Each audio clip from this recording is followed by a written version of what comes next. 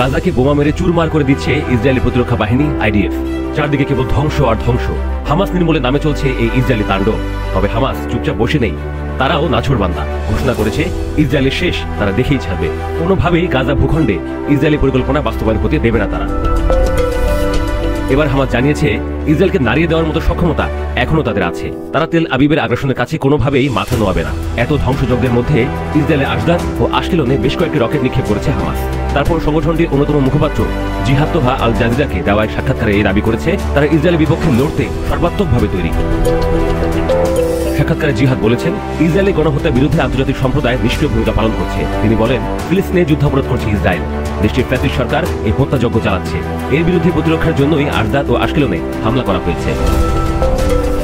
তিনি তার ভাষণে ইসরায়েলের জাতীয় নিরাপত্তা মন্ত্রী ইতামার বেন গাভিরের টেম্পল মাউন্ট পরিদর্শনের নিন্দা জানিয়ে বলেন যতক্ষণ পর্যন্ত ইসরায়েল ফিলিস্তিনের ভূমিতে থাকবে এবং গণহত্যা চালাবে, পশ্চিম তীরে জমি দখল করবে, বসতি স্থাপন করবে এবং পবিত্র স্থানগুলোকে অপবিত্র করবে, ততক্ষণ পর্যন্ত আমরা তাদের বিরুদ্ধে লড়াই চালিয়ে যাব। এর আগে রবিবার রাতে ফিলিস্তিনের গাজা থেকে ইসরায়েলের রকেট ছুড়েছে হামাস।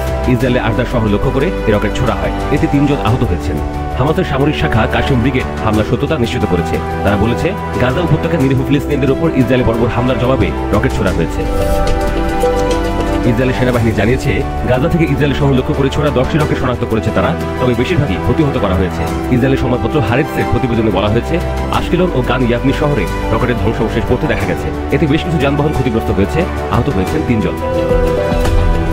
বিশেষজ্ঞরা বলছেন হামাসের এই হামলাগুলো কৌশলগতভাবে বড় প্রভাব না ফেললেও প্রতীকী ও মানসিক চাপ তৈরির ক্ষেত্রে ভূমিকা রাখে। হামাসের শক্তি মূলত অসামরিক এলাকায় তাদের অবস্থান এবং অসামরিক কৌশলের উপর নির্ভর করে, যা তাদের সম্পূর্ণভাবে নির্মূল করাকে অত্যন্ত কঠিন করে তোলে। এতে পরিষ্কার হয়ে ওঠে এই সংকটের শুধুমাত্র সামরিক সমাধান সম্ভব নয়।